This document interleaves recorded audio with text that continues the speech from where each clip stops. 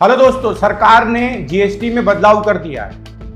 प्रधानमंत्री नरेंद्र मोदी ने जो बात कही थी लाल किले से 15 अगस्त को कि दीपावली पर आपको एक बहुत बड़ा तोहफा मिलने जा रहा है। इस दिवाली में आपकी डबल दिवाली का काम मैं करने वाला हूं। इस दिवाली में आपको एक बहुत बड़ा तोहफा देशवासियों को मिलने वाला है। पिछले 8 साल से हमने जीएसटी का बहुत बड़ा रिफॉर्म किया। पूरे देश में टैक्स के बर्डन को कम किया, टैक्स की व्यवस्थाओं को सरल किया और 8 साल के बाद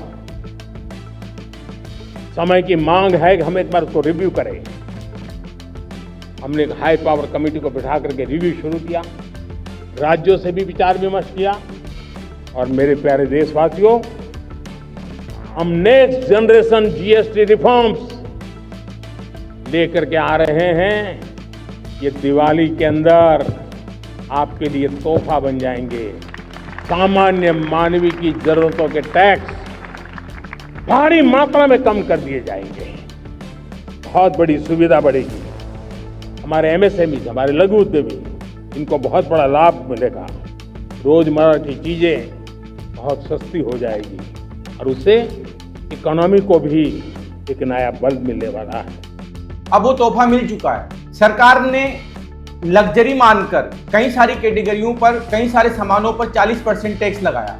दोस्तों, अब जीएसटी की 4 की जगह केवल 2 स्लैब होंगी, एक 5% और दूसरी 18%। इससे आम जरूरत की चीजें जैसे साबुन, शैम्पू, एसी, कार भी सस्ते होने जा रहे हैं।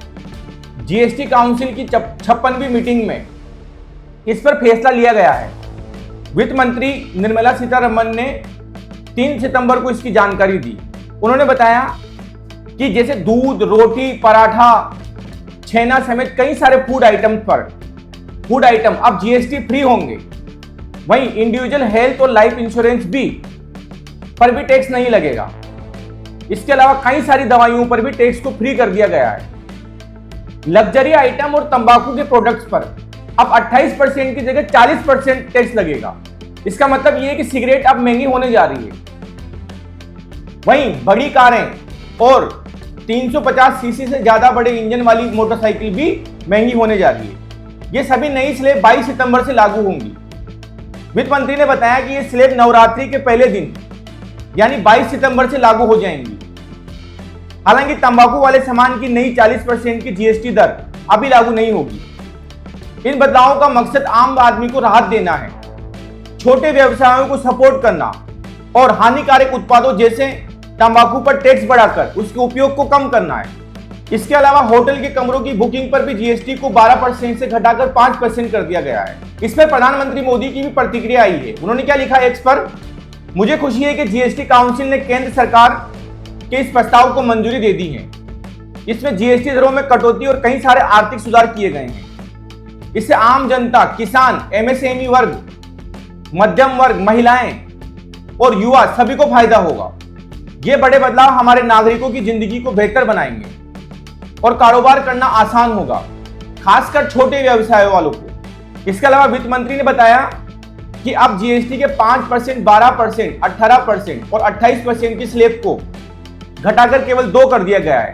सिर्फ 5% और 18% की 2 स्लैब होंगी। इन सब बदलाव से आपकी जेब पर भी कम बोझ पड़ेगा।